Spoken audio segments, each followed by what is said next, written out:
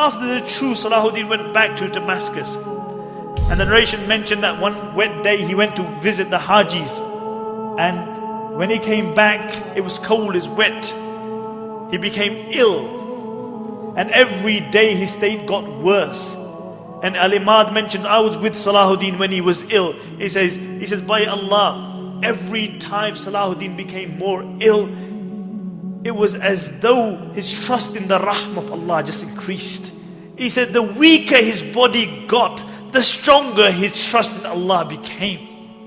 And even in that state, Selahaddin couldn't go to the masjid anymore. But he insisted on praying salah with jama'ah. And they would bring an imam, they would help him up, and he would pray salah in jama'ah. On the 9th day, Selahaddin became unconscious. And Shaykh Jafar mentions that I was reciting the Quran by his bed, and when I reached the verses, Wallahu la ilaha illahu, alimul ghaybi wa shahada.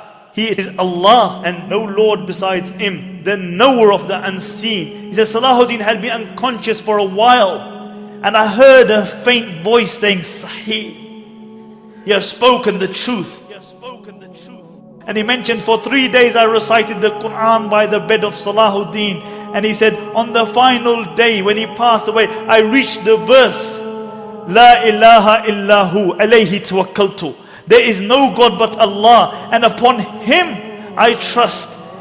And I saw Selahaddin's face become radiant, and he recited the Shahada, and he left this dunya. And Ibn Shaddad mentioned that this was the greatest calamity to befall the Muslims since the demise of the Khulafai Rashidun.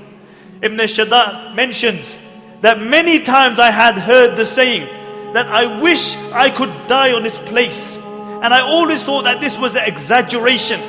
But he said, I realized the reality of that statement when Selahaddin passed away. He said, I wish I could have died on the place of Selahaddin. And Abdul Latif, the famous physician, says that he was mourned like a prophet because everybody loved him. The good loved him, the bad loved him, the Muslims loved him, the non-Muslims loved him. Everybody loved Selahaddin. And what did this king leave behind him? King of Egypt, king of Syria, Lebanon, Yemen. What did he leave behind him? He left 1 dinar and 47 dirhams, some armor and a horse. This is all he left behind him. They had to borrow money for his janazah. But I'll tell you what he left behind him. He left a legacy behind him. He left a legacy behind him. And this is why we are gathered here today. He passed away at the time of Fajr, and after Dhuhr they brought his body out. And the narrations mention that people screamed and cried as though the whole dunya had just become one place. And many people, when they saw his dead body, they couldn't believe it. They became unconscious. They didn't attend the janazah because they couldn't believe that Selahaddin had passed away, the liberator of the holy lands. And how was Selahaddin buried? They had to borrow money for his janazah.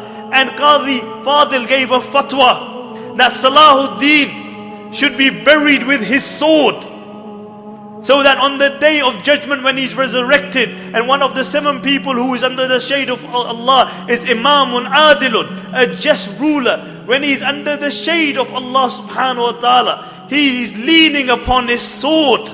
So everybody sees that this is the liberator of the holy lands. And on his tomb they wrote, because this was the man who liberated, this was the man who flung open the gates of fortresses and castles of the Christians, one after the other. And on his tomb they wrote, Oh Allah, as his final victory, open for him the gates of Jannah. Open for him the gates of Jannah.